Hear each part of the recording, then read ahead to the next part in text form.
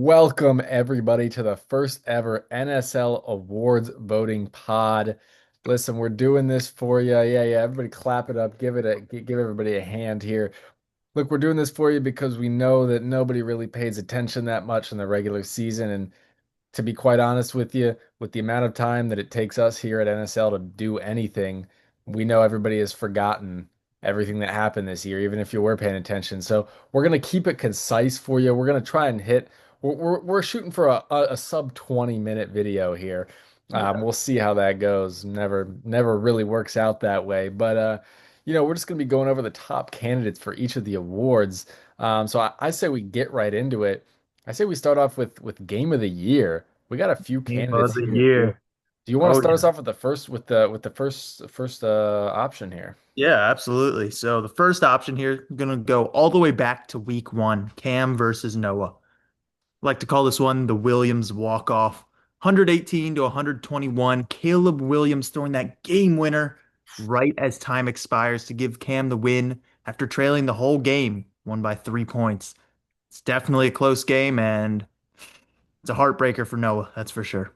It was a Heartbreaker. real heartbreaker, and you know what? We ended up seeing it paid dividends down the line for Cam as he barely snuck into the playoffs there. So Yeah. hey, every point matters. We're getting into our second candidate here, jumping up to week six. Mike versus Cole here. This was an absolute nail biter as Cole, former Black Cat of the Year, kind of getting a little bit of that karma back as he beats Mike by 0.04. That's the closest game in NSL history.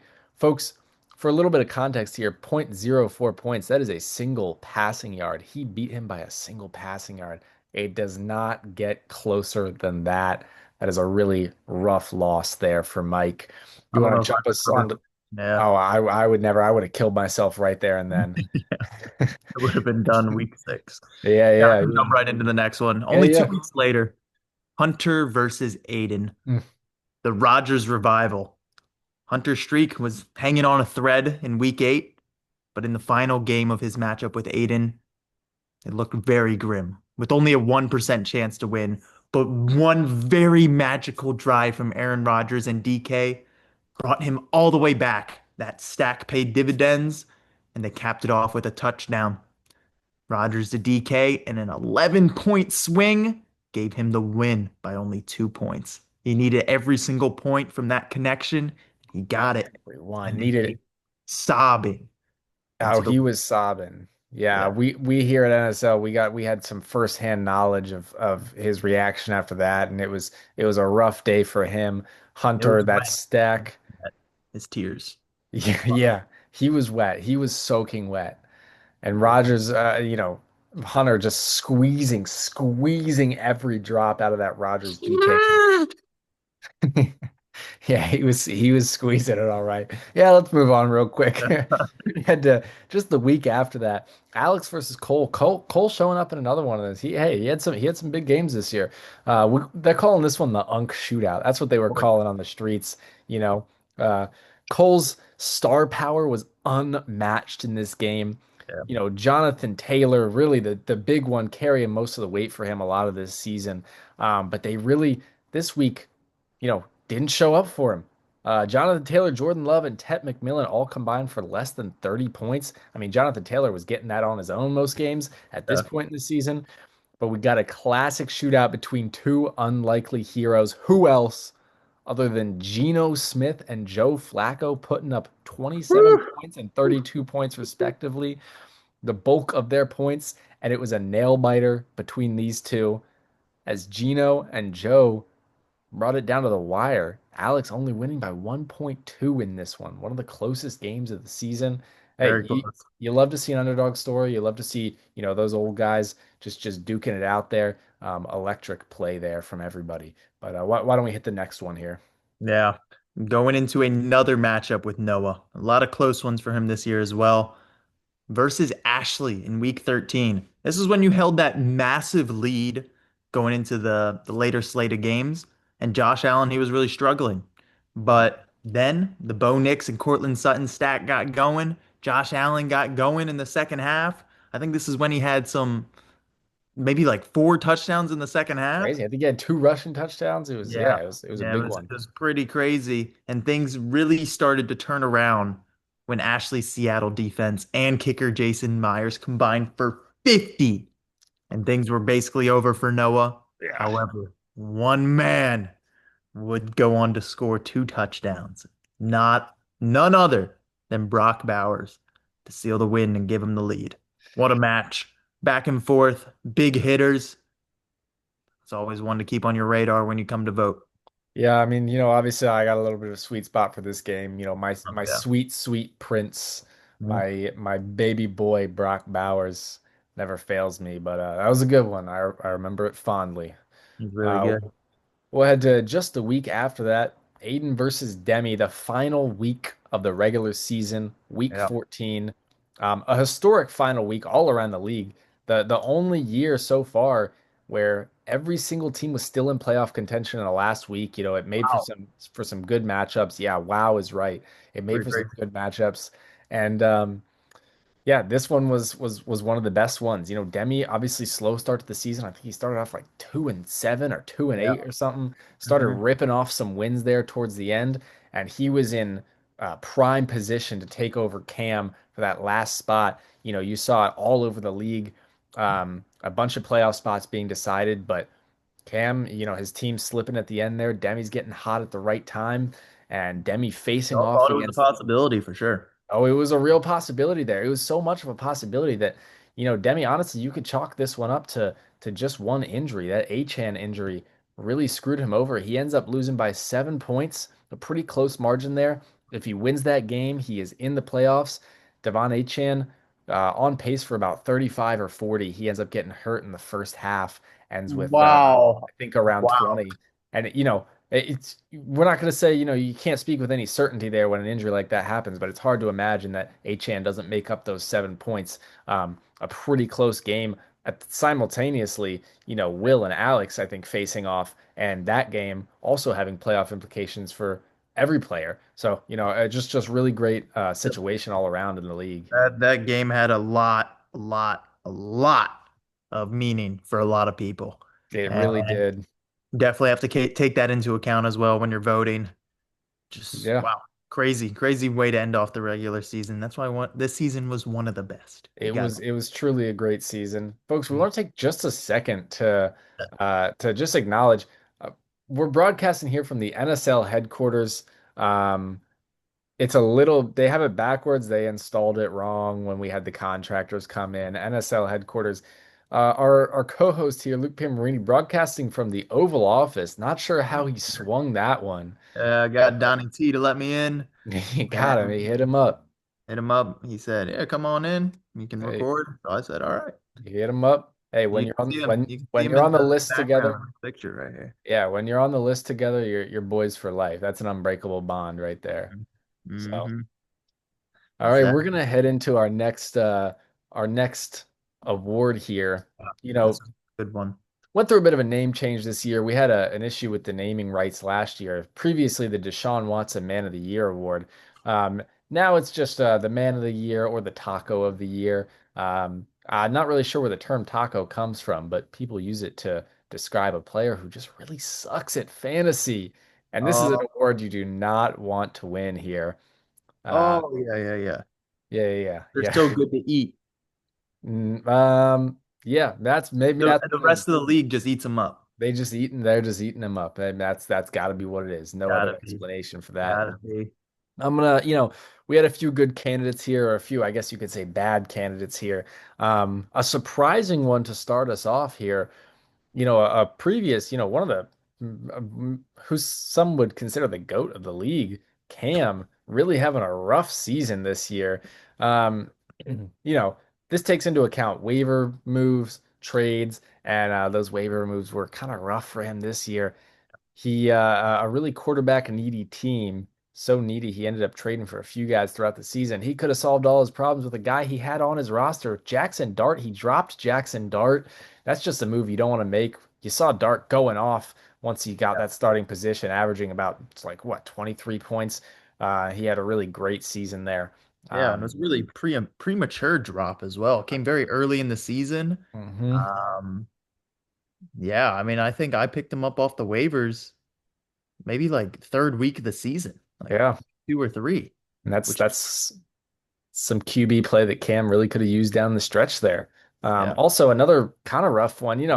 It's a kicker position, so it's not as consequential, but when that kicker is averaging about 15 points and is yeah, the equivalent to a wide receiver two in the second half of the year, that's your guy Jason Myers. That's a guy you don't want to drop. yeah, Cam ended Jason up dropping Myers him. kicking it. He was Yeah, kicking it. he was he was definitely kicking it. And then we kind of get into some of his rough trades here. Traded away a guy named George Pickens. Ooh.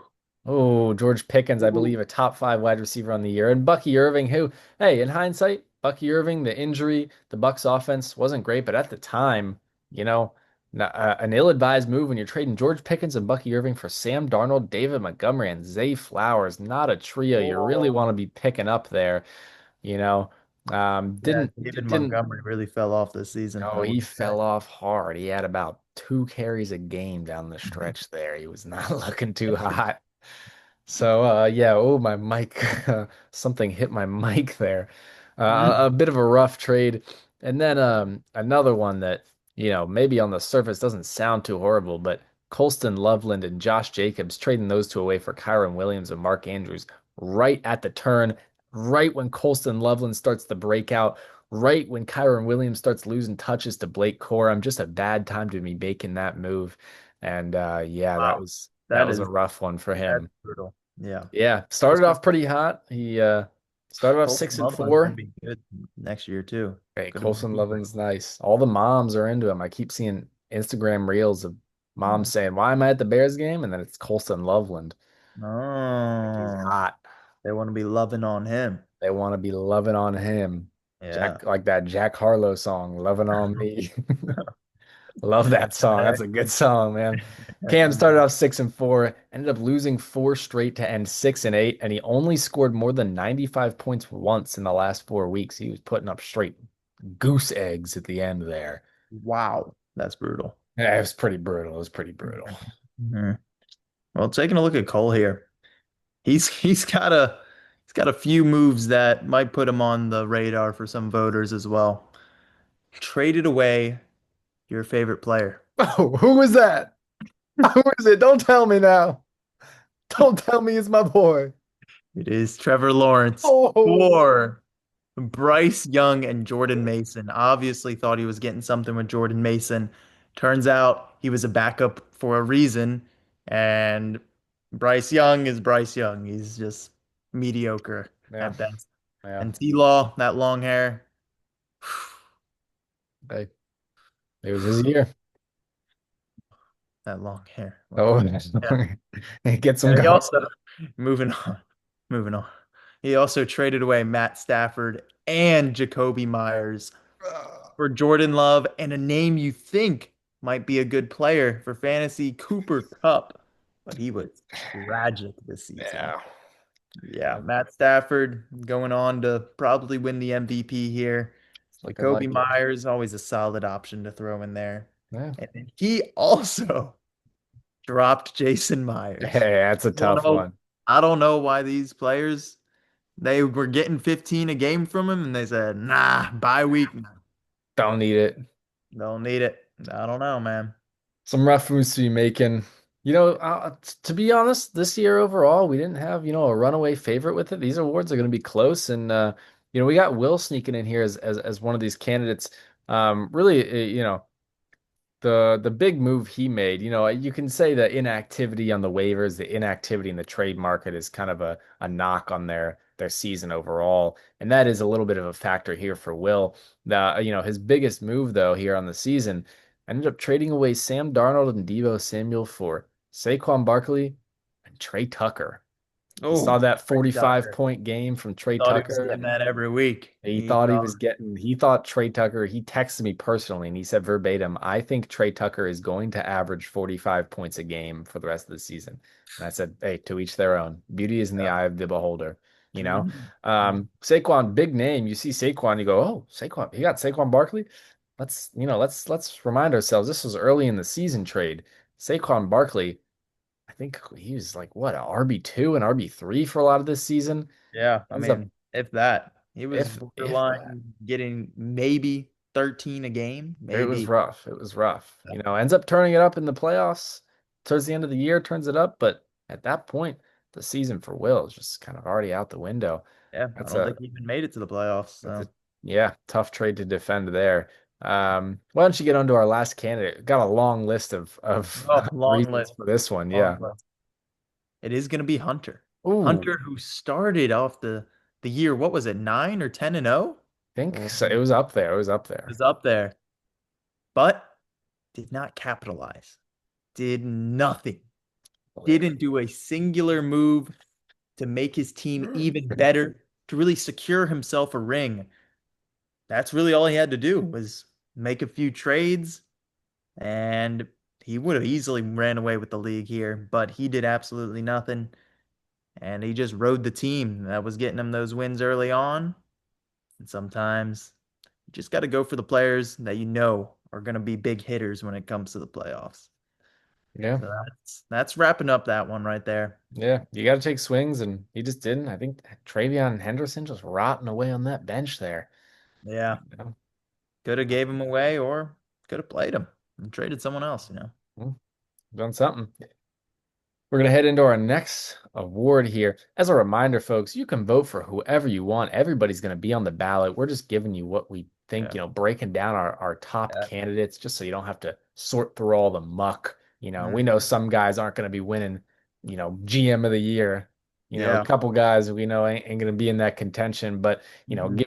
giving you our top candidates, giving you just a little bit of a rundown. And on to the next one. It's going to be the Black Cat Award, a rough award to be a winner of. I've been in that position. It's never fun. You get a little bit of, vindication at the end of the year saying, I knew this was, I knew this was coming, but It wasn't my fault. yeah, it wasn't my fault. You can just say, hey, literally nothing that happened this year was my fault at all, but still sucks to Mhm. go through it while it's happening. Our first candidate here, uh, you know, one that some consider one of the favorites here. Demi had a rough year here, man.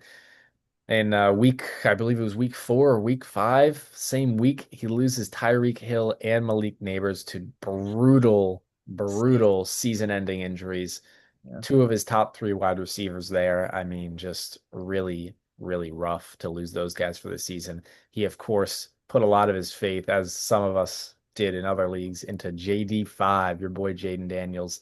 And the injuries were not kind to him this year either. He missed 7 games. That's half of the fantasy regular season. Missed even more than that in the real NFL regular season. A rough one for him. Demi also, as we mentioned before, week 14, that last game, Devon Achane gets hurt. It's only a 1 game injury. It doesn't look bad on paper, but when you look at the context, week 14, again, like we already mentioned, if Achane stays healthy, Demi's probably in the playoffs there. That's a pretty unlucky injury. And Mhm. also, a little cherry on top, Demi this year, people were just racking up the points on him. He had the sixth most points against in a season all time. So just pretty rough. Definitely caught the injury bug there. Had a few brutal ones, and then, just hey, the defense couldn't get a stop. Yeah, exactly. Taking a look at the next candidate here. Might have to speed up a little bit, but we'll see how long the meeting We meeting we got how one long. more one more award after this. All right, here we go. We got Cole. Lost Joe Burrow 10 weeks. Brutal. Also lost Terry McLaurin for 8 weeks. Mm. Every time he came back, it seemed like he might be here to stay. Nope. Ah, Got it again. He also came away with a 4 point loss and a 1 point loss. Brutal. Two of those in one season. One is enough to make you cry. Two, you're probably not waking up the next morning. yeah, But you hope. somehow Cole did it. And then finally, he put up 1,910 points this season, which is a ton, and only had 1,800 against. Not even. You would think he made the playoffs. Nope. Nope. Unlucky. Sometimes there's just nothing you can do.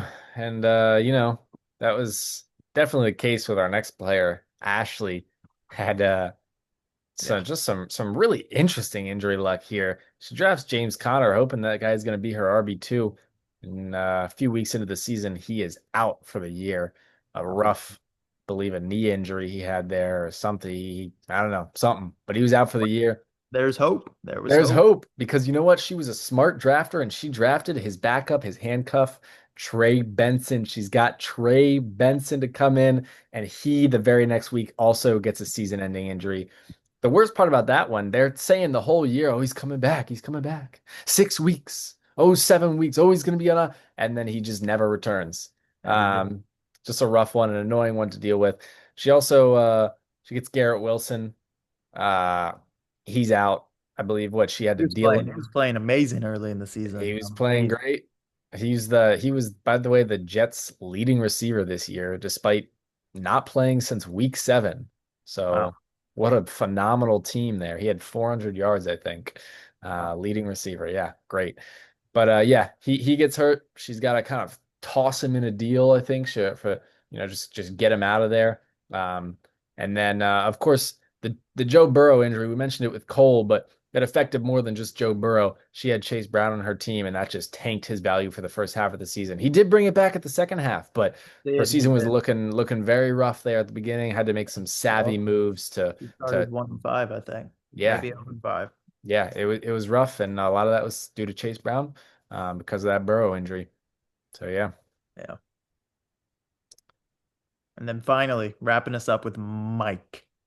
it's a rough Not one. about the players, it's more about the wins or the losses, we'll say here. Mm. Week 1, lost by 3. It gets worse. Week 4, he lost by 2. Week 6, he lost by 0.04, as we mentioned before. Week 9, by just 1 point. And week 12, by 4 points.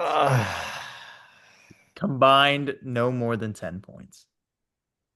Well, actually, Actually 10. 11, a little bit more than 10 points. 10.04, slightly over 10 points. Wow. He also had a positive point differential, but still missed the playoff. Yeah. Absolutely heartbreaking for Mike. Ended up getting the punishment because of it. Didn't seem to Bad. be too displeased with that though. Seems like he honestly had a good time. Uh, Drank about 13 beers and didn't seem to mind. Hey, that's the luck Sometimes of the they go draw. down easy. Sometimes they go down easy when you have a few losses like that during the Yep. season. Sometimes it goes in easy, sometimes it goes in hard. All right. All right. Next, All right. the big one. It's The, the big one, the GM of the year. Again, this is a pretty close race. We've had some runaway races in the past. This one I thought was pretty close. Oh, falling out of his chair, falling out of his executive chair there. it reclines. Reclines, yeah. Yeah. Yeah, we had a pretty close race. Some sneaky candidates here. I think one that I think was personally a dark horse that I had towards the end of the year, Aiden. Didn't have a phenomenal year on paper, but you look at some of the moves he made, and it seems like at every step he just knew something that we didn't. He trades away Brian Thomas Jr. for Khalil Shakir, and everybody's saying, "Oh my God, he got fleeced." Brian Thomas at least could come back, could make something happen. He just Mm-mm. never did. Aiden BT. knew. He said, "I'm getting off the ship." And he knew. He knew something we didn't. He picks up Alec Pierce off waivers. Pretty big move. Nice. Alec Pierce, 1,000 yard receiver. Pretty solid. One of Daniel Jones's favorite targets this year. Um, Impressive. he traded away, we mentioned it earlier, Trey Tucker and Saquon for Darnold and Debo. Debo Um, was good. Debo yeah, was good. Debo, solid year. Darnold, he had some ups and downs. He had a rough schedule, but ultimately he got the job done. And again, trading away Saquon, everybody going, Saquon, it's Saquon. Saquon was not Saquon, and Aiden knew before anybody else.